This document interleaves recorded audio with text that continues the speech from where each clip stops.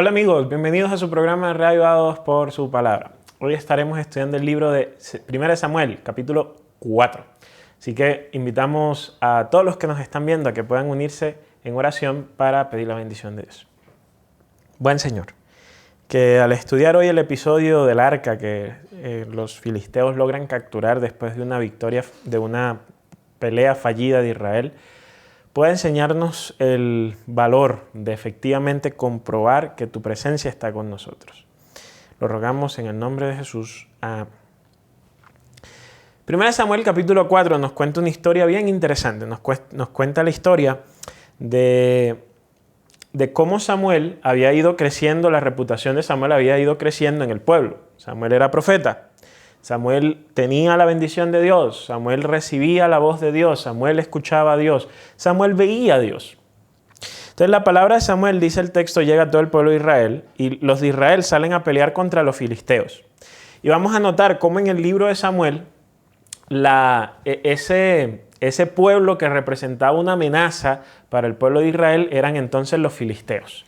Y los filisteos, por tanto, iban a ser este pueblo que, hombre, van a oprimir al pueblo de Israel. Recordemos que cuando hablamos de la guerra, las motivaciones de la guerra eran dobles, o sea, eran económicas, ¿sí? O sea, era conquistar tierra para tener de esa forma una expansión económica y al mismo tiempo capturar gente, para hacer de ellos esclavos y de esta forma tener mano de obra. Por eso se peleaban las guerras, ¿no? Entonces aquí vamos a tener que los filisteos son esa amenaza para el pueblo de Israel. Y dice el texto que los filisteos y los israelitas salieron a batallar y los filisteos vencen a los israelitas matando ese día 4,000. Y cuando el ejército regresó al campamento, ¿por qué nos ha derrotado? Dice el texto hoy el Señor por medio de los filisteos. Traigamos el arca del pacto del Señor que está en Silo para que nos acompañe y nos salve el poder de nuestros enemigos. Entonces mandan a traer el arca y efectivamente el arca llega al campamento. Cuando el arca llega al campamento, no sé si en algún momento ustedes han visto una película muy clásica que es la película de Troya. Entonces están así los dos ejércitos para enfrentarse en la película, pero Aquiles no está. Entonces el rey manda a buscar a Aquiles y cuando llega Aquiles todo el mundo explota así en alegría. ¡Eh! Y todo el mundo explota en alegría porque sabía que estaba llegando el mejor guerrero, ¿no? Pues estaba llegando Aquiles era capaz de enfrentarse a las personas, era invencible, ¿no? Era la construcción cultural que existía frente a Aquiles. Aquiles es una persona que es invencible, él va a pelear y te va a derrotar, te va a matar. Entonces cuando llegaba Aquiles el campamento celebraba porque decían nuestra victoria está asegurada. En este texto pasa algo similar, pues cuando llega el arca del pacto al campamento dice el texto que el vocerío era tan fuerte que el suelo temblaba, ¿no? Porque todo el mundo vio llegar el arca del pacto, dijeron Dios está con nosotros, vamos a derrotar a los filisteos, vamos a derrotarlos. Entonces llega el texto y nos dice que los filisteos y los israelitas salieron a combatir y otra vez los derrotaron.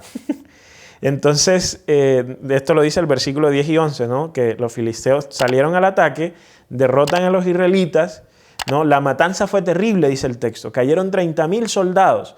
Pero lo más terrible de toda la historia es que el arca de Dios fue capturada.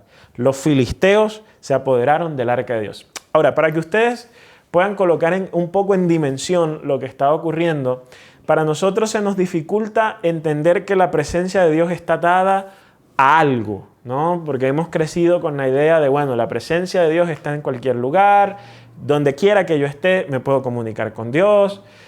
Pero de una forma muy similar, quizás pensemos en aquellas personas que creen que Dios solo está en la iglesia, por ejemplo. Entonces, la presencia de Dios solo está en la iglesia. Hay personas que piensan de esta manera. Imagínense por un momento que ustedes son una de esas personas, que ustedes creen que la presencia de Dios solo está en la iglesia. Y de repente un día llegas a la iglesia y te descubres que gente que no cree en Dios se ha apoderado de la iglesia donde tú crees que Dios mora. Y ya tú no puedes ir a esa iglesia, ya tú no puedes hacer cultos en esa iglesia. Entonces, el sitio que tu mente asocia con la presencia de Dios ahora es un sitio donde en tu mente Dios ya no está, porque el sitio ha sido capturado. Así se sentía el pueblo de Israel, porque para ellos, en lugar de un sitio, era un objeto. El arca del pacto simbolizaba la presencia de Dios. Y ahora la presencia de Dios para ellos les había sido quitada de sus vidas. El asunto de la presencia de Dios es muy interesante porque de igual forma que en el capítulo 2, cuando está la historia y en el capítulo 3, sobre todo, donde está la historia de Samuel que escucha al Señor, hombre, tú y yo, nuestras vidas no son nuestras vidas o no es lo mismo en nuestras vidas si nosotros no somos capaces de asegurarnos que tenemos la presencia de Dios en nuestras vidas y en nuestro medio. ¿A qué voy con esto? Tú y yo podemos emprender negocios, podemos hacer proyectos, podemos tener sueños. Pero si la presencia de Dios no está contigo, ese proyecto, ese sueño, seguramente eso va a fallar. Entonces, digamos que lo entendemos, lo sabemos y por eso lo que queremos es hallar la fórmula mágica que nos permita entender cómo hacer que la presencia de Dios esté conmigo. Y sencillamente no hay una fórmula mágica para que yo pueda aplicar y que entonces dé como resultado que la presencia de Dios obligatoriamente va a estar conmigo. Hay gente que piensa que es dando dinero. No, yo voy a dar tanto dinero, entonces Dios va a estar conmigo. Dios no va a estar contigo, tú puedes dar todo el dinero que quieras, pero tú no puedes comprar a Dios. Y creer que si tú das dinero, entonces Dios va a estar contigo, eso es querer comprarlo a Él, ¿no? Y Dios no se compra, o sea, no puedes comprar a Dios. Entonces, ¿cómo reconocer cuándo la presencia de Dios está en tu vida y cuándo no? Pues en realidad tiene que ver con lo que estás haciendo. Si Dios ha dejado una instrucción clara en su palabra y dijo, esto es algo que yo no condono, que yo no apruebo, y tú vas y lo haces, tú no puedes esperar a que Dios esté contigo y que su presencia te esté acompañando en algo que Él explícitamente ha dicho que Él no va a estar contigo. Te voy a poner un ejemplo. Jesús en el Sermón del Monte llega y dice, si hay una persona, ustedes han oído que la ley dice no matarás, pero si hay alguien que maltrata verbalmente al otro, es como si lo hubiera matado. Entonces alguien llega un día y se levanta y dice, yo voy a predicar un sermón, o voy a tener una instrucción, o voy a dar un seminario de todas las cosas que están mal con X, Y persona, con X, Y grupo de personas. Entonces llega ese persona y dice, y Dios me va a acompañar. Pero tú en tu seminario, en tu sermón, tú no en realidad no estás detrás de, entre comillas, ayudar a dicha persona, sino que estás en realidad es con el propósito de criticar y destruir, ¿no? De esparcir blasfemias, de sencillamente destruir a la persona. Y tú dices, no, Dios está conmigo. Dios no está contigo, querido. Por una sencilla razón. Él ya ha dicho que cuando tú vas a hablar mal de una persona, ya Él ha dicho que cuando tú vas a criticar a una persona, ya Él ha dicho que cuando tú vas a juzgar a una persona, Dios no está contigo. Es más, Dios te lo dice claramente, por ejemplo, en el caso de juzgar, todos conocemos ese tipo de personas que viven juzgando a las demás. No, y tal, y eso está incorrecto, y eso es pecado, por aquí, por allá. Mira, Dios nos dice una verdad muy sencilla en la Biblia. Y Él dice, todo juicio se lo he dado a mi Hijo. Lo dice en Juan. Luego el apóstol Pablo dice que el juicio Dios lo va a ejecutar a través de Jesucristo. A menos de que tú seas efectivamente Jesucristo, el Hijo de Dios, tú no tienes ni la potestad ni la capacidad de juzgar a nadie.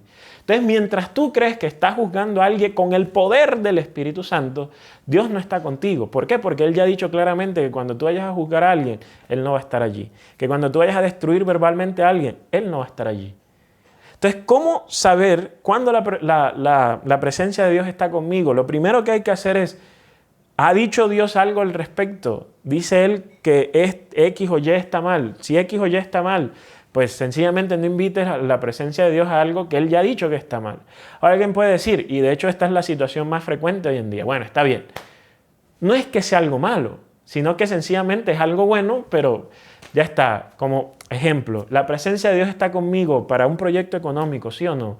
La presencia de Dios está conmigo para un viaje, ¿sí o no? La presencia de Dios está conmigo para aceptar esta oferta de trabajo, ¿sí o no? ¿Qué hago? Oro, no escucho, no encuentro la voz de Dios. La presencia de Dios está conmigo, ¿sí o no? Porque la presencia de Dios hoy no está representada como está en el texto de habido al arca. Entonces estaba el arca y todo el mundo, la presencia de Dios llegó, vamos a ser victoriosos, porque ellos pensaban y entendían que la presencia de Dios está unido a un pedazo de madera recubierta en oro. Y a veces hoy pensamos exactamente igual, que la presencia de Dios está, es porque vamos un día a la iglesia, porque damos caridad. Entonces ya no lo atamos a un pedazo de madera, sino que lo atamos a una determinada conducta, pero creemos que la presencia de Dios está allí. Pero entonces a veces con esa falsa seguridad nos mandamos a hacer algo y resulta que nos chocamos igual que los israelitas con el fracaso. ¿Por qué? Porque de verdad la presencia de Dios no estaba con nosotros. Entonces, cuando las cosas son buenas, cuando Dios no ha dicho esto es malo, Dios no ha dicho viajar es malo, Dios no ha dicho trabajar es malo, ¿cómo sé yo entonces si la presencia de Dios está conmigo o no? Allí volvemos al punto del capítulo anterior de ser capaz de escuchar la voz de Dios y de reconocer que la presencia de Dios se manifiesta quizás, no, a veces esperamos que la presencia de Dios se manifieste siempre de forma milagrosa, siempre con algo sobrenatural, pero a veces la presencia de Dios se manifiesta con el hecho de que tú tengas calma a la hora de tomar una decisión. ¿No te ha pasado que tú tienes que tomar una decisión y la tomas pero quedas como inquieto? Como que tu alma no tiene paz. Mientras que hay decisiones que tomas y tú dices, oye, yo me siento tranquilo. O sea, me siento tranquilo porque tengo la seguridad. O sea, me siento con confianza de que esta era la decisión correcta. Eso también es la manifestación de la presencia de Dios. Que tú tengas la tranquilidad para hacer algo. Que un viaje se te pudo dar o que una oportunidad se te presentó. A veces esa es la presencia de Dios. A veces creemos muchas veces que todo lo controlamos nosotros, pero Dios nos da oportunidades, oportunidades que no hubiesen podido surgir de otra manera. Entonces, cuando llegan esas oportunidades, está la presencia de Dios. Hombre, mientras tú cuestionas si es la presencia de Dios o no, Dios te está diciendo, hey, te estoy dando esta oportunidad, decide tú, pero te estoy dando esta oportunidad. Entonces, la presencia de Dios puede verse de distintas maneras. Y lo importante, o sea, la forma en que tú logras reconocer la presencia de Dios es cuando empiezas a dedicar tiempo y haces un hábito el escucharlo, el estar con Él, y por lo tanto sabes cuándo es y cuándo no es su presencia. El problema es que estamos tan acostumbrados a no estar con Él que cuando Él habla, su voz es una voz extraña. Mientras que cuando estamos tan cerca de Él, cuando Él habla, es la voz de un amigo. Entonces el punto no es si la presencia de Dios está o no está, es ¿estás tú fomentando la capacidad de reconocer la presencia y la voz de Dios o no? Porque aquí lo que vemos es que el pueblo de Israel sencillamente no lo estaba haciendo. Se habían aferrado a lo material, a la forma, ¿no? Se habían aferrado a lo exterior. Y la presencia de Dios no estaba allí en esa arca propiamente. La presencia de Dios estaba cuando Él quería estar con ellos, cuando de verdad necesitaba estar con ellos. Al final del capítulo 4, el capítulo nos deja con la muerte de Elí, que muere al recibir la noticia de que los filisteos habían capturado el arca y de que sus 2 hijos habían muerto. Él estaba en una mecedora hacia atrás, entonces la mecedora se cae, se desnuca y muere Elí. De esta forma, en el capítulo 4, lo que se muestra es que lo que Dios le había dicho a Samuel efectivamente se cumplió. Elí y los hijos iban a ser exterminados del sacerdocio. Y entonces lo que hace esto es corroborar la evidencia de que efectivamente Samuel era profeta, porque lo que Dios había hablado a través de él, efectivamente lo había cumplido. ¿Qué enseñanza nos deja esto? Pues nos muestra que Samuel, que fue capaz de escuchar a Dios, no solo lo escuchó, vio su voluntad o vio su poder en acción al confirmarse su poder en sus vidas, en la vida o al menos delante de los ojos de Samuel. Tú y yo, cuando escuchemos la voz de Dios y sintamos su presencia, también somos invitados a experimentarla y a creer que de la misma forma en que Samuel vio las cosas cumplirse delante de sus ojos, tú y yo también podemos ver el poder de Dios actuando enfrente nuestro cuando tenemos la seguridad de que esa es su voluntad. Que hoy puedas escuchar la voz del Señor, sentir su presencia y verla, ¿no? Y acostúmbrate a verla y oírla y viendo su poder actuando a tu alrededor.